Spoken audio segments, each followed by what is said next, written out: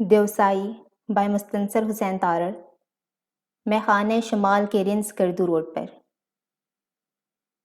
Skardu road پر دریائے سندھ بہت نیچے کپ اندھیرے کے سیاہ لباس میں گم۔ سکردو روڈ پر رات میں وسوسے بھرے اندھیروں میں ہم نابینائی طائر تھے جو اپنی ویگن کے پنجرے میں بند تھے اور نہیں جانتے تھے کہ کبھی ہم پر کھول سکیں گے یا نہیں۔ ہمیں قید کر کے کہاں لے جایا جا رہا ہے؟ ہم نہ دیکھ سکتے تھے کہ رات کی تاریکی میں اندھا کرتی تھی۔ گہرائی میں سے ایک ہلکا شور اوپر آتا تھا، یہ بتانے کے لیے کہ بہت نیچے سے انسائی بہتا ہے۔ ہم سکردو کو سفر کرتے تھے اور رات کی تاریکی میں کرتے تھے۔ صرف رات نہ تھی جو اپنے سیاہ جال سے ہمیں شکار کرتی تھی، بلکہ بارش بھی تھی۔ سکردو روڈ، سیاہ رات اور بارش۔ بارش ایک بے رحم بنیاد پرست عقیدے کی طرح ہم پر برستی تھی اور ہمارا نقطۂ نظر سننے کو تیار نہ تھی کہ ہم اس بارش پہاڑوں سے مقابلہ کرنے کے لیے نہیں آئے، صرف ایک ریچھ کو دیکھنے، ایک پھول پر جھکنے اور ایک بادل کے طلسم کا نظارہ کرنے کے لیے آئے ہیں۔ بارش مسلسل گرتی تھی اور وہ آس پاس کی بلند کراکری چٹانوں اور کراکرم کا ترکی زبان میں مفہوم یہی ہے کہ بھربھری سیاہ چٹانیں، اور وہ بارش ان چٹانوں میں سرایت کر کے انہیں یوں کھسکاتی، اپنی جگہ سے سرکاتی، غیر متوازن کرتی، مسمار کرتی تھی کہ وہ سیمسن کی محبت کی طرح نیچے گرتی چلی جاتی تھی۔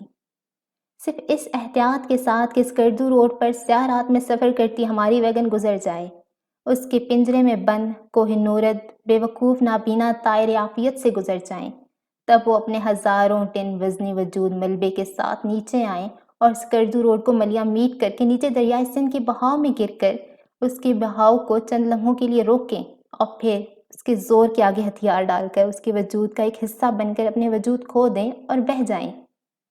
اگرچہ ہم اس لمحے ان کی اس احتیاط، اس مہربانی سے بے خبر تھے، ان چٹانوں کے ہمارے عقب میں گر کر سکردو روڈ کو ایک ہفتے کے لیے بلاک کر دینے کے بارے میں بے خبر تھے، اور بے خبری ایک نعمت ہوتی ہے۔ اسی بے خبری کی نعمت میں ہم اس موت چکراؤ روڈ پر چکر کھاتے چلے جاتے تھے۔ سوال یہ تھا کہ یہ طائر کیوں نابینا ہوئے تھے؟ ایسے جیسے انڈس ڈولفن اندھی ہوتی ہے، جیسے بلوچستان کی کاریزوں میں سینکڑوں بلکہ ہزاروں برسوں سے زیر زمین پانیوں میں رہنے والی سفید مچھلی اندھی ہوتی ہے۔ اسے دیکھنے کی حاجت نہیں ہوتی، اس لیے قدرت نے اس کی آنکھیں معدوم کر دیں، انہیں دیکھنے کی ضرورت نہ تھی، لیکن ہمیں تو تھی، تو ہم کیوں نابینا ہو چکے تھے؟ صرف ایک ریچھ کے لیے، ایک پھول، ایک بادل کے لیے۔ دنیا بھر میں کوئی ایسا طائر بھی ہوں گے جو ایسے غیر منافع بخش کاروبار کے لیے نابینا ہو جائیں؟ یقیناً نہیں ہوں گے، صرف اس لیے کہ وہ نہیں جانتے کہ دیوسائی میں ایک ریچھ ہے، ایک پھول ہے، ایک بادل ہے۔ ان طائروں میں سے ایک عمر رسیدہ اور حواس پاختہ جو طائر تھا وہ میں تھا، اور میں وہ رند تھا جو توبہ کر چکا تھا، اور رند کی توبہ ہمیشہ مخدوش رہی ہے۔ وہ رند کے رند رہتے ہیں اور ہاتھ سے جنت نہیں جانے دیتے، شب کو پیتے ہیں اور صبح کو توبہ کر لیتے ہیں۔ لیکن میں تو کسی دل کو خوش رکھنے والی آسمانی جنت کی حصول کے لیے توبہ نہیں کی تھی، بلکہ پاکستانی شمال جو فردوس بروئے زمیں است سے توبہ کی تھی۔ کیسے اور کب توبہ کی تھی؟ سنو لے کی دیوملائی جھیل تک پہنچ کر دنیا کی طویل ترین برفانی راستے ویوفیسپر کو عبور کرنے کے بعد میں نے فیصلہ کیا تھا، اب ختم ہوئی بارش سنگ۔ میں اگرچہ کبھی بھی مکمل طور پہ اپنے حواس میں نہیں رہا، لیکن اب بقائمی ہوش و حواس فیصلہ کرتا ہوں کہ اپنی عمر کی وجہ سے، اپنی بیوی اور بچوں کی وجہ سے، میں مستنصر حسین تارڑ آئندہ کبھی اتنے اوکھے سفر پہ نہیں نکلوں گا۔ بھئی موت کو کتنی بار جل دیا جا سکتا ہے؟ اجل کو کہاں تک فریب دیا جا سکتا ہے؟ عمر کو کہاں تک منت سماجت کر کے روکا جا سکتا ہے؟ چنانچہ میں نے اپنے آپ سے وعدہ کر لیا کہ میں اس وعدے پر قائم رہا کہ میں نے کہا تھا کہ پرامس، اور پھر خود ہی انگلی اٹھا کر کہا تھا بالکل پرامس۔ چنانچہ میں وہ رند تھا جو توبہ کر چکا تھا اور مستحکم تھا اپنی توبہ پر، لیکن میرا بدن ٹوٹتا تھا، نشے کی خواہش مجھے بدحال اور بے حال کرتی تھی، صرف اس لیے کہ لاہور کے دن گرم ہو رہے تھے۔ اس کی شکر دوپہروں میں تارکول کی سڑکیں پگھلنے لگی تھیں، اور ان شکر دوپہروں میں خیال آتا تھا کہ میخانے شمال کی نازک اندام برفیں ان دنوں تنور میں رکھے مکھن کی طرح پگھل رہی ہوں گی، چشمے ابلنے لگے ہوں گے، ندیاں رواں ہو رہی ہوں گی اور رکی ہوئی آبشاریں گرنے لگی ہوں گی۔ وہ گود کے جنگل میں سرما کی شدت میں ٹھٹھرتے پرندے اب پر کھولتے ہوں گے اور اپنی لمبی دمبوں سے برف جھاڑ کر اڑان کے لیے پر تولتے ہوں گے۔ ٹرینگو ٹارس کے دامن کی گھاس، سوئنز کی آبشار اور تتلیوں کی دھول، وادی روپل کے سورنگ، مانگو گسار کے شکاری جھونپڑے، بیامنتھا کے چائے کے باغ اور ریچھ، جھیل کرومبر پگھل رہی ہوگی اور اس پر خشک گاؤں کے قافلے چلنے سے جھجکتے ہوں گے، پامیر کی گھاس بلند ہوتی ہوگی۔ لاہور کی شکر دوپہروں میں بس یہی ٹھنڈک کی تصویریں ذہن کی کینوس پر خود بخود پینٹ ہو جاتی تھیں۔ یہ درست اور کس کافر کو انکار ہے کہ ختم ہوئی بارش سنگ۔ میں نے فیصلہ کر رکھا تھا، وعدہ کر لیا تھا انگلی اٹھا کر، لیکن اس کے باوجود بدن تو ٹوٹتا تھا اس شراب شمال کے لیے جس کا میں عادی ہو چکا تھا۔ یہ ایک ٹرمینل بیماری تھی، ایک ایسی بیماری جو صرف موت پر ہی ختم ہوتی ہے، اس کی انتہا تک پہنچتی اور راستے میں کہیں نہیں ٹھہرتی، اس کا کوئی علاج نہیں ہوتا۔ یہ بیماری شراب شمال تھی جو مجھے لاحق ہو چکی تھی، ایک عشق جو ہم کو لاحق ہے۔ میں گرچہ وہ رند تھا جو تائب ہو چکا تھا، لیکن اس کے باوجود یوں تو سفر حیات کا بے حد طویل تھا، میں کدے کی راہ سے ہو کر نکل گیا تو حیات کے اس نا سمجھ میں آنے والے سفر پر نکلنے کے لیے ہم تو آمادہ نہ تھے۔ ہم سے تو کسی نے دریافت نہ کیا کہ تم اس سفر پر جانے کے لیے راضی بھی ہو یا نہیں، اور ہم مجبوروں پر ناحق خود مختاری کی تہمت لگا کر زبردستی روانہ کر دیا گیا۔ تو پھر ہم اس زبردستی کے سفر حیات کو کیسے طے کرتے؟ ہم نے اس طویل سفر کا شارٹ کٹ عدم کی طرح تلاش کر لیا۔ وہ میکدے کی راہ سے ہو کر نکل گیا اور ہم شراب شمال کے میکدے میں مخمور ہو کے اسے طے کرتے رہے۔ اور اس میکدے میں کیسی کیسی شرابیں تھیں؟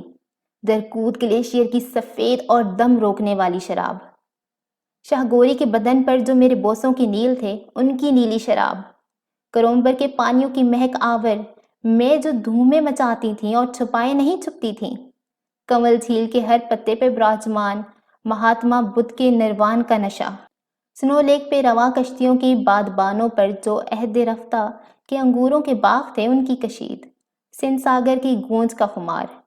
وہ جو شمال کے میکدے کا ساقی تھا، بتا کیا تو میرا ساقی نہیں ہے؟ شاید وہی تھا جو کنارے رکنا بعد حافظ کی جام لبریز کرتا تھا، حکیم خیام کے پیالے بھرتا تھا کہ ایک جام شراب کا، ایک خمیری روٹی کا ٹکڑا، ندی کنارے اور تو یہی جنت ہے۔ تو یہ وہی ساقی تھا جو میرے ارادوں اور توبہ کو شکستہ کرنے کا جتن کرتا تھا۔ حافظ اور خیام تاب نہ لا سکے تو میں کیا اور میری توبہ کیا؟ چنانچہ جب بدن بہت ہی ٹوٹنے لگا، خمار کی خواہش مجھے بے بس اور بیمار کرنے لگی، مجھے آزردہ اور لاچار کرنے لگی، تو میں نے سوچا اتنی بنیاد پرستی بھی کیا، تھوڑی سی مفاہمت کر لی جائے۔ چلے جاتے ہیں میکدے شمال میں، لیکن ذرا کم پئیں گے، ایک گھونٹ بھریں گے اور اسے تعدیر حلق میں رہنے دیں گے، یعنی مکمل طور پہ ہوش نہیں کھوئیں گے۔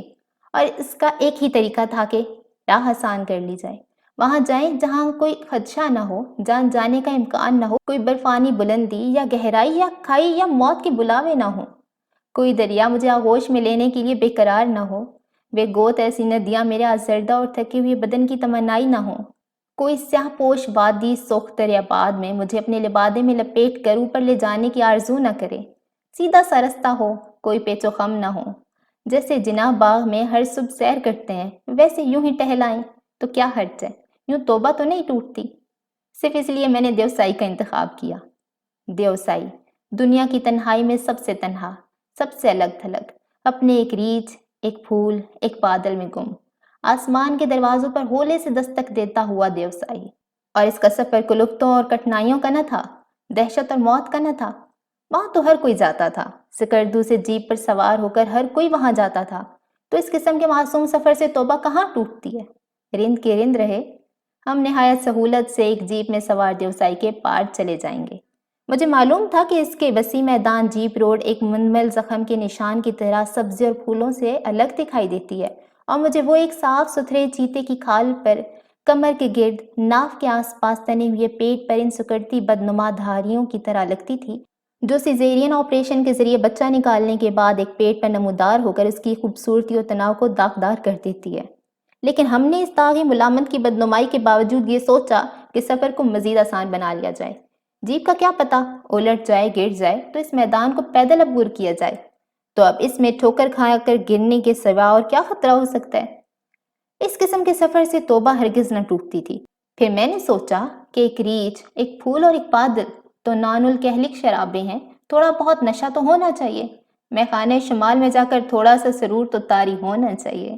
چنانچہ میں نے دیوسائی کی اس نان الکہلک شراب میں تھوڑا سا تیز نشہ یوں ملایا کہ اپنے سفر میں برج لا کی بلندی، رہبانیت کو بھی شامل کر لیا۔ میں اس درے سے ناواقف تھا، پھر کسی آفت زدہ کوہ نورد کی کتاب میں ایک حوالہ پڑھا کہ دیوسائی کے اس درے کی بلندی سے کراکرم کا سب سے عظیم الشان نظارہ دکھائی دیتا ہے، سینکڑوں کلومیٹر دور K2 مشاورم اور دیگر بے پناہ بلندیوں والی چوٹیاں ایک قطار میں کھڑی نظر آتی ہیں، اور صرف نصیب والے کوہ نورد اس درے پہ کی ٹاپ پر پہنچ کر انہیں دیکھ سکتے ہیں اگر موسم صاف ہو۔ میں نے سوچا شاہ گوری اپنا عشق خاص ہے، چلیے وصال نہ سہی، ایک محال دوری سے اس کا دیدار ہی سہی۔ چنانچہ میں نے دیوسائی کی آسان ترین ٹریک میں یہ تھوڑا سا سرور بھی شامل کر لیا۔ ہماری کوسٹر تیز اور تباہ کن بارش کے تھیپڑوں کو بمشکل سہارتی لڑکتی ہوئی سکردو روڈ پر بل کھاتی چلی جا رہی تھی۔